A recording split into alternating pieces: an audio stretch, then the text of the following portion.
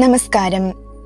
ഇന്നത്തെ വീഡിയോയിൽ മെയ് 15 മുതൽ ജൂൺ 14 വരെയുള്ള ഇടവ മാസത്തിൽ മീനക്കൂറുകാരായ പൂരുരുട്ടാതി അവസാന പാദം, ഉത്രട്ടാതി, രേവതി എന്നീ നക്ഷത്രക്കാർക്ക് ഉണ്ടാകാവുന്ന ജ്യോതിഷ ഫലങ്ങളെ പറ്റിയാണ് പറയുന്നത്. വീഡിയോയിൽ ആദ്യം ഇടവ മാസത്തിലെ ഗ്രഹനില പരിശോധിക്കാം. ഇടവ മാസത്തിൽ മീനക്കൂറുകാർക്ക് സൂര്യൻ 3-ലും, ശനി ജന്മഭാവത്തിലും, ശുക്രൻ 4-5 ഭാവങ്ങളിലും, ചൊവ്വ 2-ലും, രാഹു 12-ലും, ബുധൻ 3-4 ഭാവങ്ങളിലൂടെയും, കേതു 6-ലും, വ്യാഴം 4-5 ഭാവങ്ങളിലൂടെയും സഞ്ചരിക്കുന്നു. മീനക്കൂറുകാർക്ക് ഇടവമാസത്തിന്റെ ആദ്യ പകുതി ഗുണദോഷ സമ്മിശ്രവും രണ്ടാം പകുതി വളരെ ഗുണപ്രദവുമായിരിക്കും.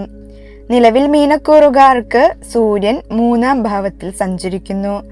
സൂര്യൻ 3-ാം ഭാവത്തിലേക്ക് മാറിയതിനു ശേഷം തൊഴിലിൽ സ്ഥാനപ്രാപ്തിയും കൂടാതെ പ്രമോഷനോ ശമ്പള വർധനവോ ഉണ്ടാകുന്നതാണ്. PSC എഴുതി ജോലിക്കായി കാത്തിരിക്കുന്നവർക്ക് മികച്ച അധികാരമുള്ള സർക്കാർ ജോലി ലഭിക്കുന്നതിന് ഇടയാകുന്ന ഒരു സമയമാണിത്.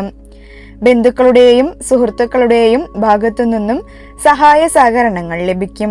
കൃഷി, കന്നുകാലി വളർത്തൽ, ഫാമിംഗ് എന്നീ മേഖലകളിൽ പ്രവർത്തിക്കുന്നവർക്ക് വളരെ മികച്ച ധനനേട്ടം ഉണ്ടാകുകയും തൊഴിലിൽ തന്റെ ഉത്സാഹവും പരിശ്രമവും വർദ്ധിക്കുകയും ചെയ്യും. ജീവിതത്തിൽ പൊതുവെ സന്തോഷം നിറഞ്ഞു നിൽക്കുന്ന ഒരവസ്ഥ ഇവർക്ക് സംജാതമാകും. രാഷ്ട്രീയ, പൊതുപ്രവർത്തന മേഖലകളിൽ പ്രവർത്തിക്കുന്നതിനായുള്ള അവസരങ്ങൾ ഈ ഇടവമാസത്തിൽ വന്നു ചേരുന്നതാണ്. നേത്രരോഗങ്ങൾ ഉണ്ടായിരുന്നവർ ശസ്ത്രക്രിയ ചെയ്ത് അതിൽ നിന്നും മോചനം നേടുന്നതിനും ശത്രുക്കളെ വിജയിക്കുന്നതിനുമെല്ലാം സൂര്യന്റെ 3-ാം ഭാവത്തിലെ സ്ഥിതി ഇവരെ സഹായിക്കുന്നതാണ്.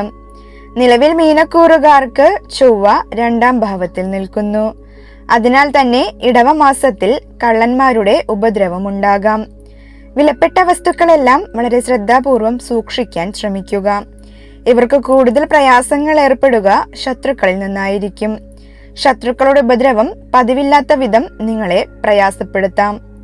അതുപോലെ അധികാരസ്ഥാനത്തിരിക്കുന്നവർക്ക് മേലധികാരികളിൽ നിന്നും തിക്തമായ അനുഭവങ്ങൾ നേരിടേണ്ട അവസ്ഥകളും ഉണ്ടാകാം. ഇടവമാസത്തിന്റെ തുടക്കത്തിൽ ഹൃദ്രോഗ സംബന്ധിയായ അസുഖങ്ങൾ ഉണ്ടാകുന്നതിന് സാധ്യത വളരെ കൂടുതലാണ്. അതിനാൽ കൊളസ്ട്രോൾ ഉള്ളവരും ഹൃദ്രോഗ സാധ്യതയുള്ളവരും പുതിയ ജീവിതശൈലി സ്വീകരിക്കുന്നത് വളരെ നല്ലതാണ്. 2-ാം ഭാവത്തിലെ ചൊവ്വ തന്റെ 8-ാം ദൃഷ്ടിയാൽ 9-ാം ഭാവത്തെ നോക്കുന്നതിനാൽ ഇടവമാസത്തിൽ പിതാവുമായുള്ള ബന്ധത്തിൽ അസ്വാരസ്യങ്ങൾ വരാതെ ശ്രദ്ധിക്കണം. കൂടാതെ 5-ാം ഭാവത്തിലേക്കും 8-ാം ഭാവത്തിലേക്കും ദൃഷ്ടി പതിക്കുന്നതിനാൽ പ്രണയബന്ധങ്ങളിലും ആരോഗ്യത്തിലും ജാഗ്രത ആവശ്യമാണ്. മാത്രമല്ല, വസ്തുവകൾ വാങ്ങാനോ വിൽക്കാനോ ഉള്ള ചർച്ചകൾ ഇടവമാസത്തിൽ ഉണ്ടാകും. വീട് അറ്റകുറ്റപ്പണി നടത്താനോ മൂടി പിടിപ്പിക്കാനോ ഈ മാസം പ്രയോജനപ്പെടുത്തുന്നത് വളരെ നല്ലതാണ്. നിലവിൽ മീനരാശിക്കാർക്ക് ജൂൺ 8 വരെ ശുക്രൻ 4-ാം ഭാവത്തിൽ നിൽക്കുന്നു. 4-ാം ഭാവത്തിലെ ശുക്രന്റെ സ്ഥിതി ഇവർക്ക് ഏറ്റവും അനുയോജ്യമാണ്. കുടുംബത്തിൽ സന്തോഷവും സമാധാനവും നിലനിൽക്കുന്ന കാലഘട്ടമാണിത്. വീട്ടിലെ അന്തരീക്ഷം ഊഷ്മളമായിരിക്കും. മാതാവിൽ നിന്ന് സ്നേഹവും സഹായങ്ങളും ലഭിക്കാൻ ഇടയാകും. പുതിയ വാഹനം വാങ്ങാനോ പഴയത് മാറ്റി പുതിയത് വാങ്ങാനോ ആഗ്രഹിക്കുന്നവർക്ക് ഈ സമയം വളരെ അനുകൂലമാണ്. 4-ാം ഭാവം ഗൃഹത്തിന്റെ സ്ഥാനമായതിനാൽ ഇവർക്ക് പുതിയ വീട് പണിയുന്നതിനായി സാധിക്കുന്ന ഒരു സമയമാണിത്. മാത്രമല്ല, വീട് പുതുക്കി പണിയുന്നതിനും അലങ്കരിക്കുന്നതിനും പണം ചിലവഴിക്കും. ഭൂമി സംബന്ധമായ ഇടപാടുകളിൽ നിന്നും ലാഭം പ്രതീക്ഷിക്കാം. വീട്ടിലേക്ക് ആവശ്യമായ വിലപിടിപ്പുള്ള ഇലക്ട്രോണിക് സാധനങ്ങളോ ഫർണിച്ചറുകളോ ഈ സമയത്ത് വാങ്ങുന്നതിന് സാധ്യതയുണ്ട്. ജീവിത നിലവാരത്തിൽ പെട്ടെന്നുള്ള ഒരു പുരോഗതി അനുഭവപ്പെടും. ജൂൺ 8-നുള്ളിൽ വിരുന്നുകാരോ പ്രിയപ്പെട്ട ബന്ധുക്കളോ വീട്ടിൽ വരാനും ഒത്തുകൂടലുകൾ നടക്കാനും സാധ്യതയുണ്ട്. സുഹൃത്തുക്കളോടൊപ്പം ആനന്ദകരമായി സമയം ചിലവഴിക്കാൻ സാധിക്കും. 4-ാം ഭാവത്തിൽ നിൽക്കുന്ന ശുക്രൻ തന്റെ 7-ാം ദൃഷ്ടിയാൽ കർമ്മസ്ഥാനത്തെ നോക്കുന്നു. ഇത് നിങ്ങളുടെ ജോലി സ്ഥലത്ത് വലിയ ഗുണങ്ങൾ നൽകും. സഹപ്രവർത്തകരിൽ നിന്നും മേലുദ്യോഗസ്ഥരിൽ നിന്നും അനുകൂലമായ സമീപനമുണ്ടാകും. ജോലിയിൽ കലാപരമായ സർഗാത്മകത കൊണ്ടുവരാൻ നിങ്ങളെ ശുക്രന്റെ സ്ഥിതി സഹായിക്കും. ഇവർ പഠിച്ച വിഷയത്തിൽ തന്നെ വിദേശത്തോ അല്ലെങ്കിൽ തന്റെ നാട്ടിലോ മികച്ച തൊഴിൽ ലഭിക്കുന്നതിന് സമയം അനുകൂലവുമാണ്. നിലവിൽ മീനക്കൂറുകാർക്ക് ബുധൻ 3-ാം ഭാവത്തിൽ സ്ഥിതി ചെയ്യുന്നതിനാൽ നിങ്ങളുടെ സംസാരത്തിലും എഴുത്തിലും വലിയ പുരോഗതി ഉണ്ടാകും. മറ്റുള്ളവരെ കാര്യങ്ങൾ പറഞ്ഞ് ബോധ്യപ്പെടുത്താനും സ്വാധീനിക്കാനും ഈ കാലയളവിൽ സാധിക്കും. എഴുത്തുകാർക്കും പത്രപ്രവർത്തകർക്കും അധ്യാപകർക്കും ഇത് വളരെ മികച്ച സമയമാണ്. എന്നാൽ ഒരു കാര്യം പൂർത്തിയാക്കുന്നതിന് മുൻപ് മറ്റൊന്നിലേക്ക് ചാടാനുള്ള പ്രവണത ഒഴിവാക്കുക.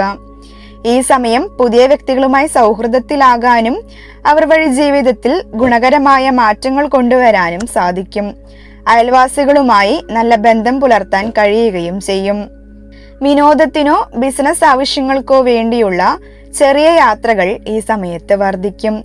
ഈ യാത്രകൾ വഴി മാനസികോല്ലാസവും നേട്ടങ്ങളും ഉണ്ടാകും.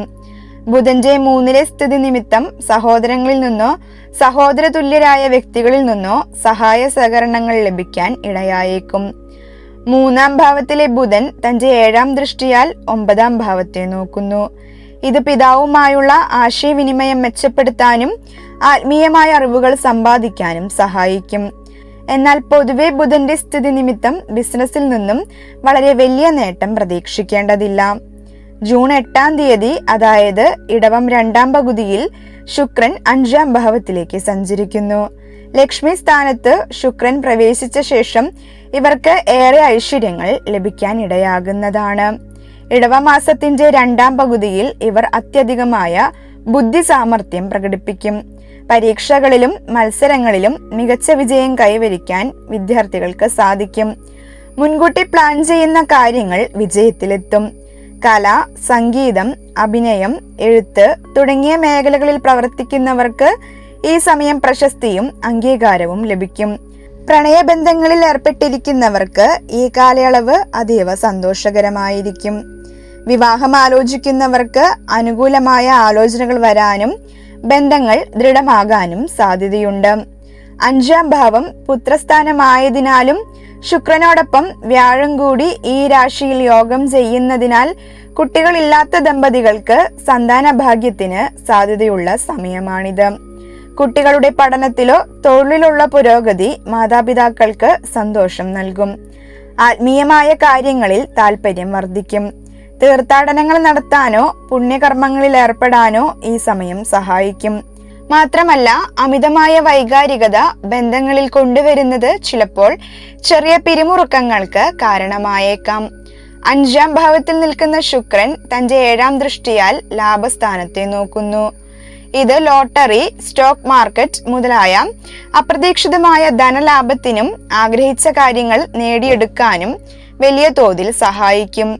സുഹൃത്തുക്കളിൽ നിന്നും, പ്രത്യേകിച്ച് സ്ത്രീ സുഹൃത്തുക്കളിൽ നിന്നും വലിയ പിന്തുണ ഈ സമയത്ത് ലഭിക്കും. രാഷ്ട്രീയ രംഗത്ത് പ്രവർത്തിക്കുന്നവർക്ക് തന്റെ കർമ്മമണ്ഡലത്തിൽ ഉയർച്ച ഉണ്ടാകുന്നതിനും തന്റെ പ്രവൃത്തിക്കെല്ലാം അതിനൊത്ത ഫലം ലഭിക്കുന്നതിനും ഈ സമയം ഇടയാകും. ഇവർക്ക് ബുധൻ മെയ് 29-ാം തീയതി 3-ൽ നിന്നും 4-ലേക്ക് സഞ്ചരിക്കും. ബുധൻ മാതൃഭാവത്തിൽ നിൽക്കുന്നതിനാൽ ഇടവം 2-ാം പകുതിയിൽ തനിക്കും തന്റെ കുടുംബത്തിനും സജ്ജനങ്ങൾക്കുമെല്ലാം അഭിവൃദ്ധിയും, ബിസിനസ്, വിദ്യാഭ്യാസം മുതലായ മേഖലകളിൽ പ്രവർത്തിക്കുന്നവർക്ക് നല്ല രീതിയിലുള്ള ധനലാഭവും ഇടവമാസത്തിൽ ഉണ്ടാകുന്നതാണ്. വിദ്യാർത്ഥികൾക്ക് പഠനത്തിൽ അതീവ ശ്രദ്ധ ചെലുത്താനും പ്രയാസമുള്ള വിഷയങ്ങൾ പോലും എളുപ്പത്തിൽ മനസ്സിലാക്കാനും സാധിക്കും. പുതിയ കോഴ്സുകളിൽ ചേരാനോ വിജ്ഞാനം സമ്പാദിക്കാനുള്ള ശ്രമങ്ങൾ വിജയിക്കും. കുടുംബാംഗങ്ങളുമായി വളരെ സന്തോഷകരമായ ഒരു അന്തരീക്ഷം നിലനിൽക്കും. വിശേഷിച്ച് മാതാവിൽ നിന്നോ മാതൃവീട്ടുകാരുടെ ഭാഗത്തു നിന്നോ സ്നേഹവും സഹായ സഹകരണങ്ങളും ലഭിക്കും.